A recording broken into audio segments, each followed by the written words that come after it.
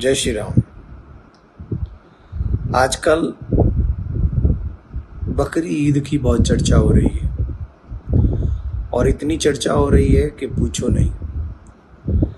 उसमें भी काफी लोग ये कहते हैं कि तुम्हारे यहाँ भी बलि दी जाती है।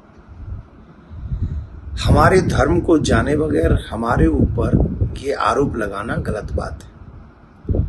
हमारे यहाँ जो बलि का विधान है ना, वो बहुत डिफरेंट टाइप का है। हमारे यहाँ भगवान को भाव का भूखा कहा गया है।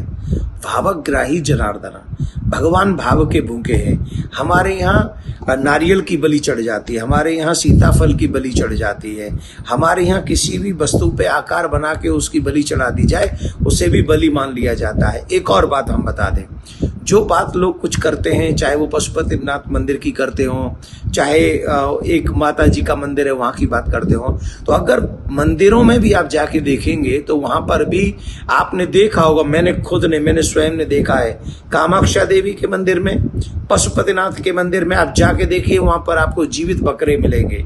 और जीवित बकरे का मतलब है कि मैंने अगर कोई मन्नत सोची है बलि दूंगा तो मैंने बकरा लिया और वहां छोड़ दिया, मैंने उसे काटा नहीं। कई लोग अगर बलि चढ़ाते भी हैं तो उनका पर्टिकुलर एक स्थान है, और वो स्थान है कहां? मंदिर में। घरों में नहीं जीव हत्या होती है। पहली बात तो भगवान को जीव हत्या चाहिए ही नहीं, किसी जीव की हत्या नहीं चाहिए, बलि नहीं चाहिए उसे। आपके मन में भाव आ गया, आप चढ़ा दीजिए। और एक और बात बता दें, मेरा भगवान अगर बलि लेता है ना तो मेरा भगवान बहुत डिफरेंट टाइप का है।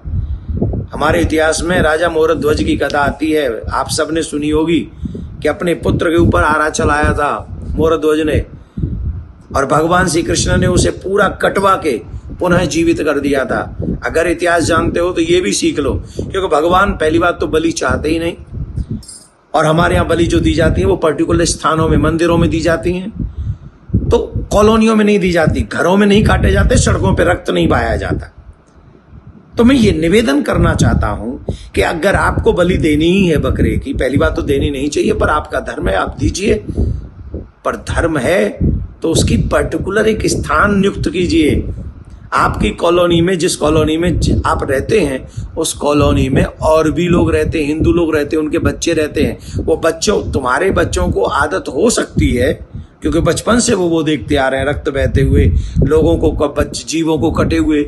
हमारे बच्चों को ये आदत नहीं होती, और उस रक्त को देखने के बाद जो हमारे बच्चों के माइंड पे जो साइड इफेक्ट पड़ता है, उसकी जिम्मेदारी कौन लेगा? प्रशासन लेगा, शासन लेगा, कि बलि देने वाला लेगा? इसे बहस मत करिए इस विषय पे। हम कहेंगे कि अगर आपको बलि देना आपके धर्म में है तो उसके लिए पर्टिकुलर एक स्थान नियुक्त होना चाहिए, ना वो किसी शहर में, ना वो किसी कॉलोनी में, और ना कहीं सड़क पे। किसी जीव की हत्या नहीं करनी चाहिए, बलि नहीं करनी चाहिए, ऐसा मेरा मानना है। और शायद ऐसा उन सब का मानना होगा जो एनिमल से भी प्रेम करते हैं। जय श्री राम।